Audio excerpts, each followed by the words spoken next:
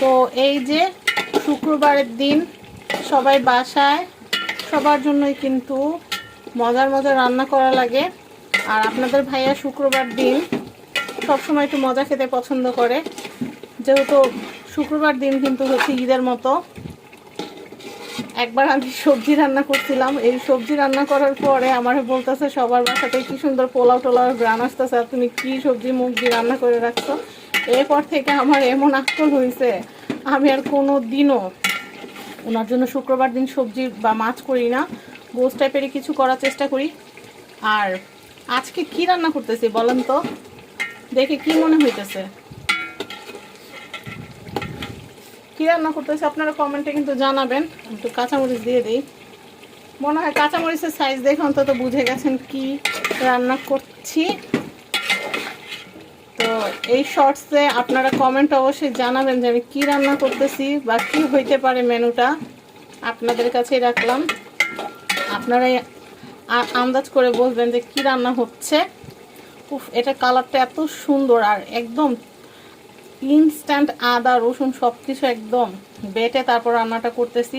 এত সুন্দর ঘ্রাণ আসতেছে, আমার মনে হয় আগামী মানে সামনে পিছনে 4 বাড়ি 5 বাড়ি খবর হয়ে গেছে কিছু একটা মজা রান্না হচ্ছে।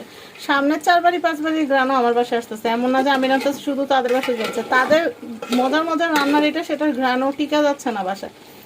তো যাই হোক, কি রান্না হচ্ছে আপনারা কিন্তু কমেন্টে জানাবেন। আর আপনারা আজকে কে কী রান্না করছেন সেটা কিন্তু কমেন্ট সেকশনে, যারা পেজ থেকে দেখছেন তারা কিন্তু কমেন্ট সেকশনে আপনাদের মজার রান্নার ছবিটা কিন্তু দিবেন, তাহলে আমিও দেখবো যে আপনারা কি রান্না করছেন।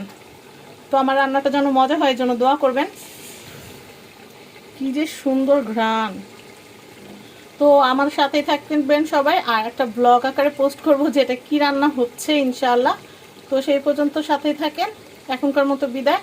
আর এখন তো ভূমিকম্প হইতেই থাকে একটু পর পর, আমরা বাংলাদেশে থেকে জাপানের ফিল নিতেছি। তো কে কতক্ষণ আছি, কে কতক্ষণ বাঁচবো তার নাই কোনো ঠিক। সবাই সবার ভুল ত্রুটি মাফ করে দিবেন, সবাই সবার সাথে মিলেমিশে বাঁচবেন। আর হচ্ছে মনের মধ্যে কোনো কষ্ট পুষে রাখবেন না, নিজের শখ আহ্লাদ যেটা করতে মন চায় করে ফেলেন, কারণ বলা যায় না কোন সময় মালাকুল মউত এসে উঠায় নিয়ে যায়। তো যাই হোক, সবাই ভালো থাকবেন, আমার জন্য দোয়া করবেন। মানহাটার পরীক্ষা চলতেছে, মানহার পরীক্ষার জন্য দোয়া করবেন। এখন 4-এ ফাইনাল পরীক্ষা দিতেছে, ইনশাআল্লাহ কিছুদিন পর 5-এ উঠে যাবে। আর আপনারা অনেকেই বলেন আপু আগের মতো ভিডিও দেন না কেন। সত্যি কথা বলতে গেলে কি, আগে যখন ভিডিও করতাম কারো ভিডিও টিডিও দেখতাম না, এখন এত মানুষের ভিডিও সারাদিন দেখে আমি ভাবি যে আমি আর কি বানাবো, সব তো বানাই রাখছে। এখন সত্যি কথা বলতে গেলে ভিডিও করার জন্য কথা খুঁজে পাই না। তো সবাই ভালো থাকেন, আমি একটু রান্না করি।